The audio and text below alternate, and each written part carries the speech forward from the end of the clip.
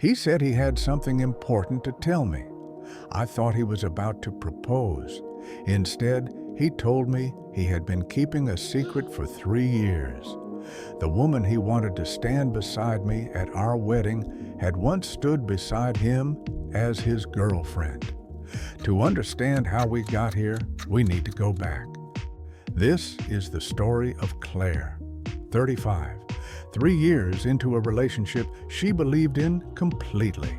You're watching Unspoken Files, and this is the story of what she almost never found out. Claire had been with Marcus for nearly 3 years. He was 33, quiet, thoughtful. She had no reason to think anything was wrong. Then Marcus's father got sick. Last year, his father was diagnosed with cancer. Marcus moved back to his hometown to help care for him. Claire stayed behind. Her job wouldn't allow her to go. She visited whenever she could. It was during those visits that she first met Tara. Tara was Marcus's stepsister. His father had remarried years earlier. Tara had been helping to care for his father as well. Their interactions were always pleasant. Claire had no particular feelings about her. She was just family. A few weeks ago, Marcus's father passed away. After the funeral, Marcus moved back home for good. A few days later, he said they needed to talk. Claire's first thought was a ring. He had mentioned wanting to propose. He had been planning it for a while. He just didn't feel it was right while his father was still alive. Claire sat down across from him, and then he said there was something she needed to know first. He brought up Tara. He said they had known each other long before their parents ever married. They had gone to school together. They had been close friends for years. Claire already knew that part. What she did not know was what came next. Marcus and Tara had dated. Not a brief thing, not a passing moment. They had been in a relationship for several years, from high school into college. They eventually broke up, stayed friends. Years later, their parents met. Their parents married, and two people who used to be a couple became, by law, step-siblings. Marcus told her he never said anything because he was afraid of how it would look. He was afraid she would assume something was still going on. He insisted nothing inappropriate had happened since. Their relationship had ended long before the families ever connected. But that wasn't the worst of it. Marcus then told her why he was bringing all of this up now. Losing his father had changed something in him. He said Tara was the closest thing he had left to a sibling. He wanted her to remain a major part of his life, and he wanted her involved in their wedding, possibly even as one of Claire's bridesmaids. The woman he wanted standing beside his future wife was his ex-girlfriend. Claire sat with that for a long moment. What happened next changed everything. She asked him why. Why Tara specifically? Why a bridesmaid? He said the last year had bonded them in a way that was hard to explain. Caring for a dying parent does that. It pulls people together in the dark. Claire understood that, but she was not in that dark with him. Tara was, and that sat somewhere uncomfortable inside Claire. She tried to sort through it carefully.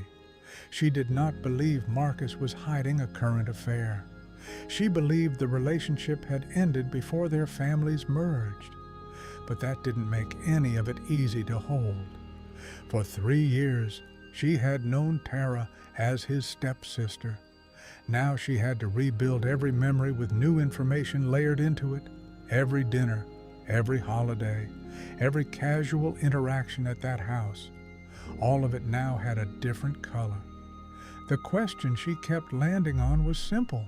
If Tara were just a stepsister, no history, would she even hesitate? Probably not. But Tara wasn't just a stepsister.